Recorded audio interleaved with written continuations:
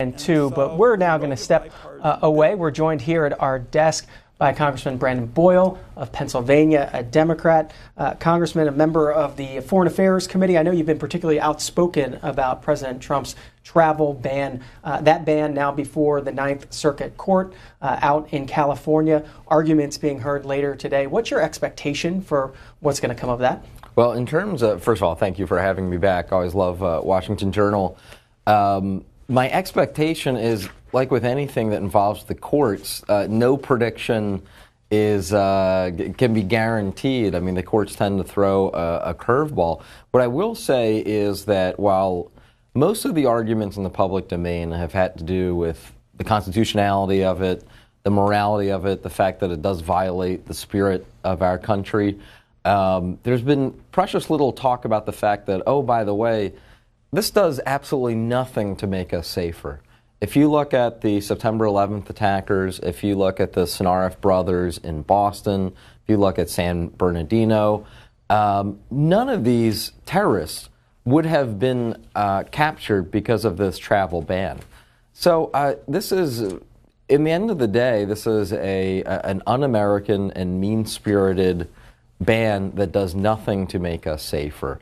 I co-sponsored a bill. I actually originally sponsored a bill, and then it ended up being a former Congresswoman, Candace Miller, who took it over, but I was a co-sponsor. And what we did was we tried to look at the situations in Brussels, in Paris, etc., where you had French, Belgian, basically European nationals, those who are part of our visa waiver program, who could come here at any time but have become radicalized.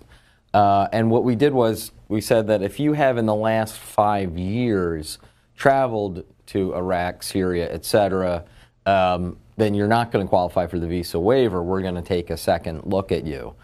That is quite different from what Donald Trump, which has said if you're from Syria, forget it, you're not coming into the country, period, even if you're a woman, a child, a refugee, a Christian Syrian who's a victim of ISIS, forget it, you can't come in. And secondly, if you're from these 7 countries, you also can't come in, period. So I hope that we get back to having an intelligent conversation about how we can really keep the homeland safe and do it within the spirit of who we are as a country. The president's lawyers have argued that the president, in his position, has broad authority to decide who can and can't come into the U.S., and that preventing him from doing this actually puts the U.S. security at risk. The president himself has said that the blame could be on the judges, and he has also seemed to be blaming the media if something were to happen down the road from preventing him from trying to keep the country safe. Well, 2 points on that. First, constitutionally, the president does have wide discretion in this era. However, that said, there is the Immigration Act, both of 1952 as well as 1965, which specifically says you can't discriminate against people on the basis of national origin. So that's number one. Number two, let me take the last comment. President Trump has shown a disturbing proclivity to attack the judiciary. We have 3 independent branches of government in the United States. They weren't invented by me. They were invented by James Madison. And Donald Trump shows a really unhealthy disrespect for the judicial branch. First, he attacked an American judge born and raised in Indiana just because his parents were from Mexico or grandparents somewhere along the line. That was during the campaign. Second, he now calls this judge who issued an order that he disagrees with a quote-unquote so-called judge. The judge was a George W. Bush appointee, confirmed 99-0 by the United States Senate. I am one of those who is incredibly concerned that we may have a situation in which we have a president who completely ignores a judicial order that he disagrees with. And that would present a constitutional crisis. You think that's what he'll do if the Ninth Circuit rules against him and the Supreme Court gets deadlocked on this? I hate to say this because we haven't had a situation like this ever before in American history. Some people bring up Andrew Jackson, but actually no, not even Andrew Jackson, not even Richard Nixon in Watergate. When the Supreme Court ruled against him in a unanimous decision that he had to turn over the tapes, even though it would clearly do him in, Nixon turned over the tapes and within a week had left the White House. I hope that I'm wrong, but I have to say that thus far, Trump's words and attacks on the judiciary deeply concern me. Congressman Brandon Boyle is our guest. Democrat of Pennsylvania. Phone lines are open if you want to call and ask a question. Republicans 202-748-8001. Democrats 202-748-8000. Independents 202-748-8002. He'll be with us for about the next 25 minutes or so. Thomas is in Cleveland, Ohio, up first on the line for Democrats. Thomas, good morning. Yes, good morning. Good morning. Actually, I think that the mastery of what Donald Trump is doing is that he's going to win anyway. If it's overturned, he could always say, well, I told you so. If it's not overturned, then he could say, to people that truly support him, what he's doing in the first 100 days. But the thing about that is that with his policies, we're going to get hit. There's no doubt that we're going to get hit. And especially when he moved the United States Embassy from Tel Aviv to Jerusalem, it will not only be about the Palestinians, he will be inflaming practically every Muslim in the world. And the people that are against us will be using it. The terrorists will definitely be using that against us. So we're going to get hit. There's no doubt about it. Congressman. Well, the caller makes a point similar to one that Senator McCain made and that others have made, and that is that this whole travel ban and this approach by Trump is just a gift to ISIS. This is while it does nothing to make us safer, it in fact makes us unsafer. Because of the fact this is a great recruitment tool, the whole approach that Trump has taken, and it so differs from not just President Obama, but also differs from President Bush. President Bush went to great pains in the week after September 11th to make clear that we in the United States, we in the West, we're not at war with Islam. We're not at war with Muslims. We're at war with that vast minority of Muslims who engage in terrorism and jihadism and have such a warped view of their own religion. But they are a vast minority, and we don't indict an entire group of people, 1 billion people around the world, because of the actions of a violent, crazy few. Here we have Donald Trump, who seems to be on the path of wanting us to be at war with an entire religion. Basically, that just plays into the hands of ISIS and our nation's enemies. Joanne is in Sleepy Eye, Minnesota, an independent. Joanne, good morning. Good morning. Thanks for taking my call. I would just like to say I'm in favor of the ban. It was not maybe rolled out correctly. We do need to let the green cards in, but the judge said that there were no terrorist acts from these countries. I'm from Minnesota, and we have one of the largest Somalian populations.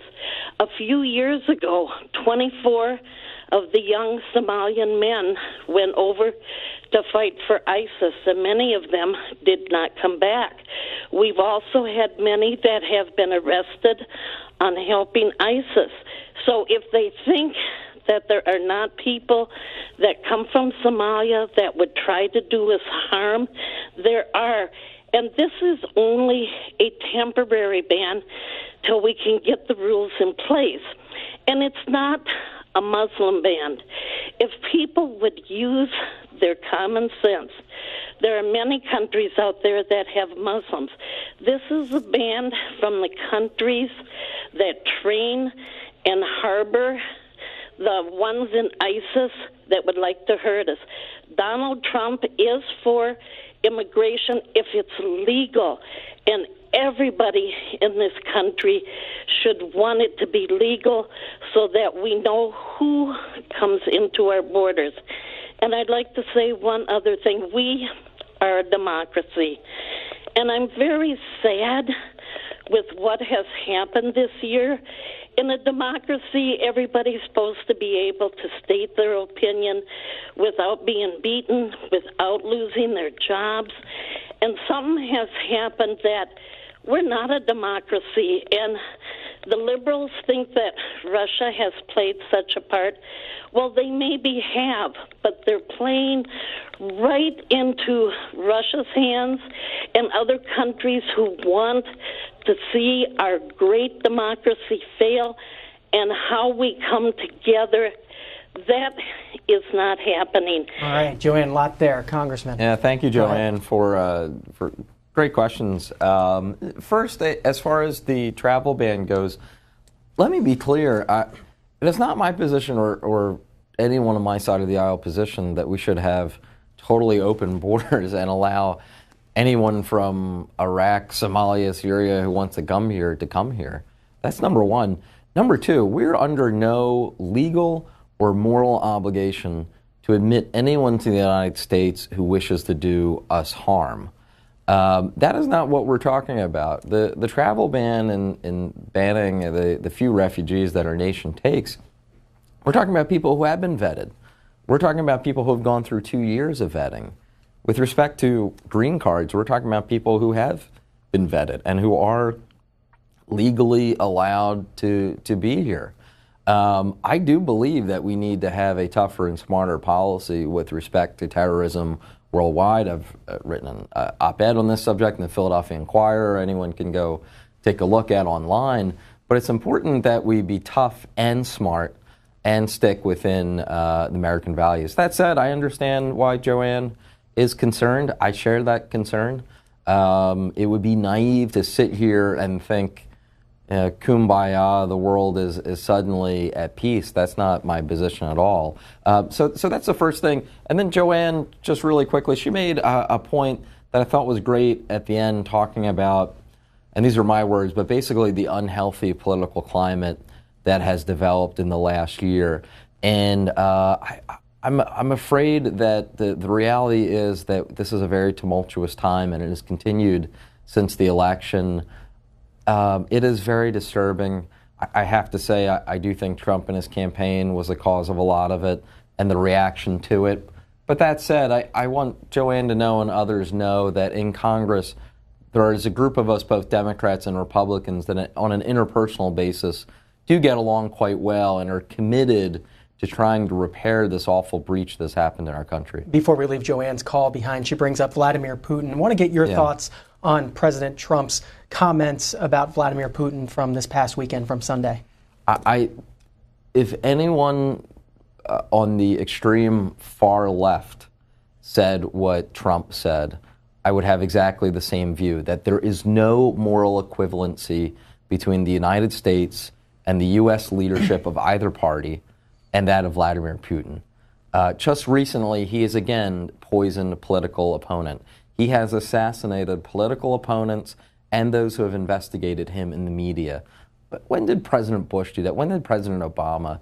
I mean, I cannot believe that we have someone sitting in the Oval Office who will actually make the claim that we're somehow on the same low moral footing as a brutal, murderous dictator like Vladimir Putin. It is completely bizarre, and it disgraces the office he holds. This morning, President Trump tweeting about Vladimir Putin. Here's what he said. "I don't know Putin, have no deals in Russia, and the haters are going crazy, yet Obama can make a deal with Iran, #1 in terror, no problem." Well, first, let me suggest that Donald Trump recognizes he's president of the United States, and perhaps, putting Twitter down every once in a while might actually be a good thing. He might also spend a little less time apparently watching every cable TV show. No offense to C-SPAN's ratings, but we do have a president that seems to spend an inordinate amount of time on Twitter and watching cable TV shows. And he has to realize he's president of the United States, that his every utterance on Twitter has enormous consequences. And the fact that he hasn't changed behavior at all since the campaign is remarkable. People kept talking about, well, there'll be a pivot, That's clearly laughable. Finally, let me say, as far as his constant defending of Vladimir Putin, there is disturbing intelligence and suggestions about the connection between Vladimir Putin and his intelligence service and the Trump campaign.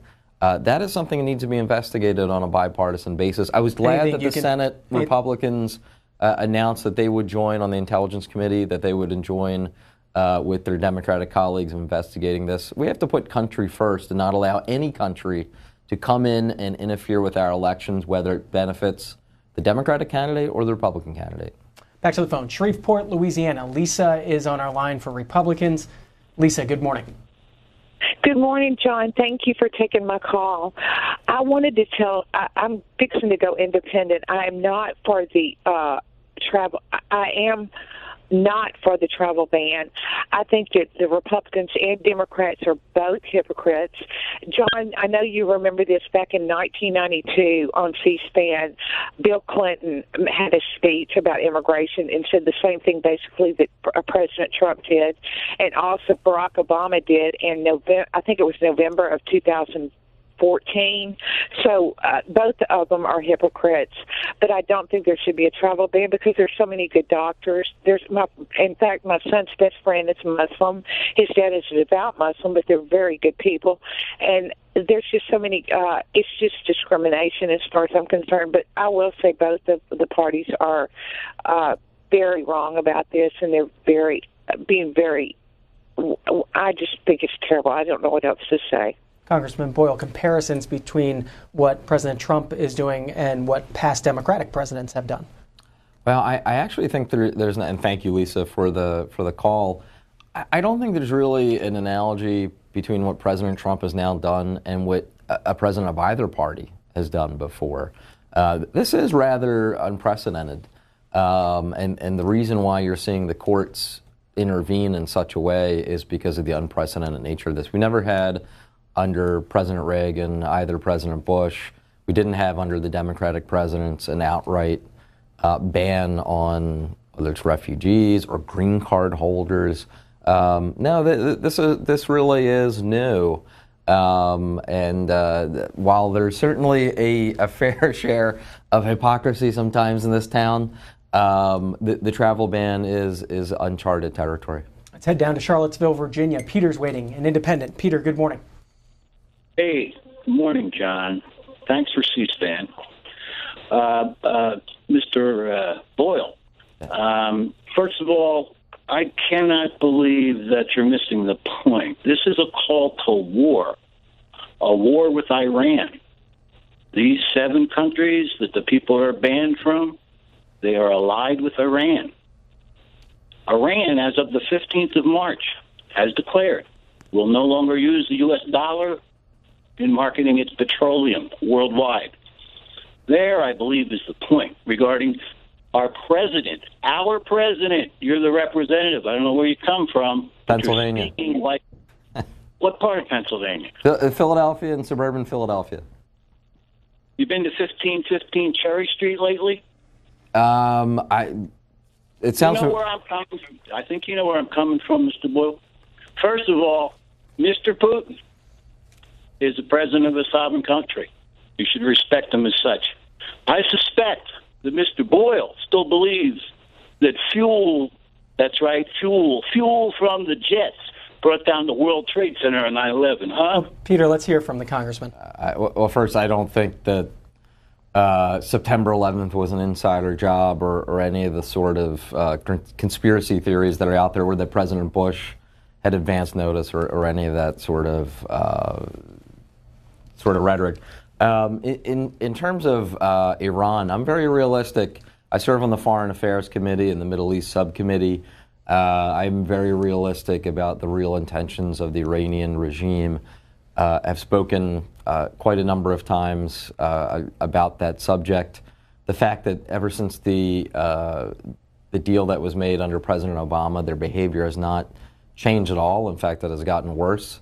They write in Hebrew on one of their illegal missile tests, we will wipe Israel off the face of the earth.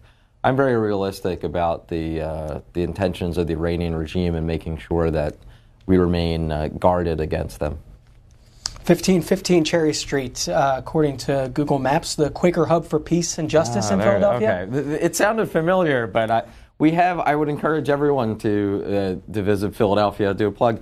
We have the most historic square mile in the country, Declaration of Independence, the Constitution, and all Americans, regardless of party, should come visit it.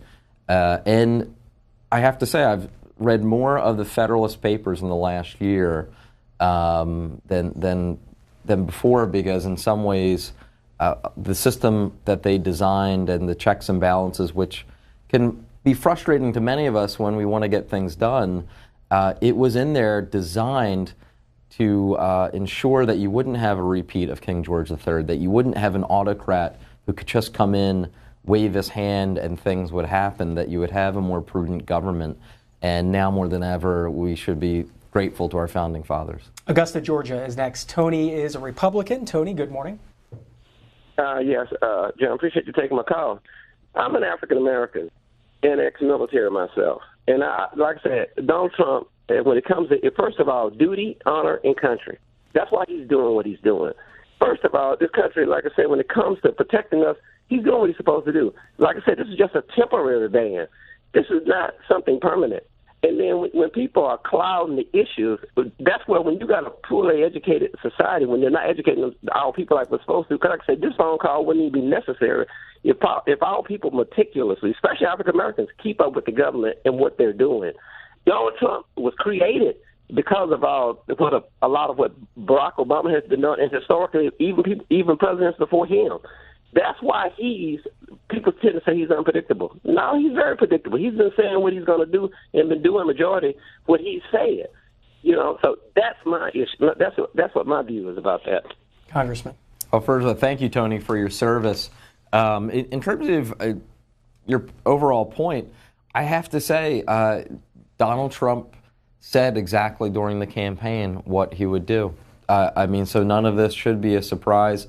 I think that there are many people who were perhaps hoping that some of this was shtick, that he would talk a big game, but coming in he wouldn't do some of the more outlandish things that he talked about during the campaign. Did it surprise you? Many of his supporters said that, well, you have to take him seriously, not literally. No, it's pretty clear that we need to take him literally as well. I took him seriously and literally, but now I'm surprised that he's even president. And the fact that he really is doing some of these things without even checking with his own administration. I have to admit, even though I shouldn't be surprised, I am. And I do fear that we're continuing to go down the path that, he's only been president for 2.5 weeks. If he continues along this path, we're rolling things out and his own administration doesn't even know about it, does sort of spur the moment things that can have dangerous consequences. Let's head to the Keystone State Old Forge. Virginia is an independent. Good morning. Good morning. I'm for the pause. It's not a ban, it's a pause until we know that we have a proper vetting system in place. I'm for it. I listened to C-SPAN the day that you had on our CIA director, Brennan, and our NSA director, Clapper, and our FBI director, Comey, and they all said that they felt that we did not have a good vetting system. I also know that in the attacks in Brussels and Paris, the terrorists there were using fake IDs and had green cards on them. So that's another concern. And I feel that I'm all for it. I mean, he's protecting us. It's a pause until we get a proper vetting system in place. I don't think that our vetting system is very good, and I'm going to go with that woman from Minnesota because there were 6 Somalis arrested recently that went to trial. 1 pled guilty, and I have to check to see how the other 5 made out in their trial, but they were all refugees who were planning to do harm here in the United States. And they're just some of them. I mean, we know what happened in Orlando with the one that had become radicalized online, and our FBI told us that they're now watching in every state. There's 1,000 that they're watching that they believe could be terrorists. And they. All right, Virginia, I thought you were done. Congressman, go ahead. So my first weekend as a member of Congress, we had a bipartisan retreat weekend to learn more about the operations of government and congressional procedure, and also to meet with the chairman of the Joint Chiefs, with the FBI director, other high-ranking officials of government. My question to the FBI director then was, I pointed out the thing that concerns me the most, just as a citizen who at that point was only a member of Congress for all of about 4 days. I said, the thing that concerned me the most, and it seems to me the most difficult to stop, is the problem of homegrown terrorism. That what do you do with the lone wolf actor that is a very disturbed individual who somehow becomes radicalized, perhaps by others, perhaps self-radicalized, is in a very dark place, has easy access to guns, and latches out. I do remember that FBI Director Comey responded that was exactly his biggest concern as well, and their biggest concern. And when you look at most of the attacks or attempted attacks in the United States over the last 15 years, it has been those who have been homegrown and have become radicalized. Some become radicalized in a very extreme militant Islamic direction. Some become radicalized in an extremely racist KKK direction, as is the case with Dylan Roof. Some become radicalized in a non-ideological direction. But essentially, the main problem that we've had over the last 15 years is the problem of homegrown terrorism. Now, that said, fortunately, we have not had nearly the problem that Europe has had. And that is something that we really should take a step back and recognize and celebrate our law enforcement community at the federal, state, and local level that has done an incredible job. If we were sitting here on the night of September 11th, 2001, and you were to say over the next 15 years, we would have, compared to September 11th, no major attack. And while any loss of life is terrible, relatively small incidents, I wouldn't have believed it, and I don't think most people would have believed it. So we have had, by and large, with all the challenges we've had, and with the growth of ISIS and other al-Qaeda-like networks, we have fortunately done, compared to Europe, a much better job. Just a few minutes left with Congressman Boyle. Jonathan's been waiting back in Minnesota, line for Democrats. Jonathan, good morning. Good morning, John. First off, I want to say to the people of Minnesota, not every person from Somalia is a terrorist. People need to get over it and love one another and be kinder. My concern is with the world the way it is right now, with this travel ban that's about to be overturned. I work at the airport in Minneapolis at MSP. I'm afraid what will happen when people find out that they overturn this travel ban. What I would like for people to do is take a step back, look at each other, start talking to each other once again, get off of Twitter, get off of Facebook, stop writing hateful messages. Please, people, come together. And that's my comment for the congressman.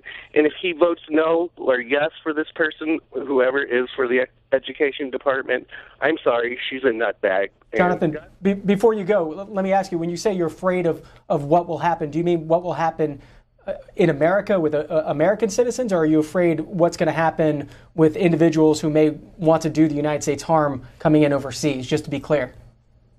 What will happen once they overturn it and all the people start to protest, all the people at the airports that work there are being harassed and saying that we are working for the government. It has just been insane for the last 2 weeks. I just wish people would slow down, take a moment, breathe, have some chamomile tea, enjoy life a little bit, get off of Twitter. That's my point. Gotcha. Everybody starts to need to be nice to each other once again.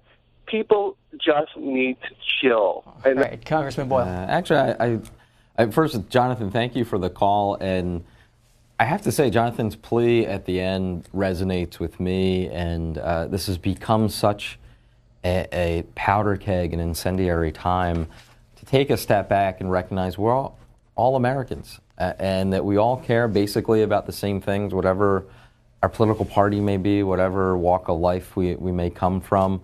It was nice during the Super Bowl to actually have While I wasn't rooting for the Patriots, I admit, it was nice to have a moment, a few hours or so, where the country was unified watching the same event, and it actually didn't relate to politics. Robert F. Kennedy, when he ran for president in 1968, talked about having a more compassionate society and a society where we valued one another more.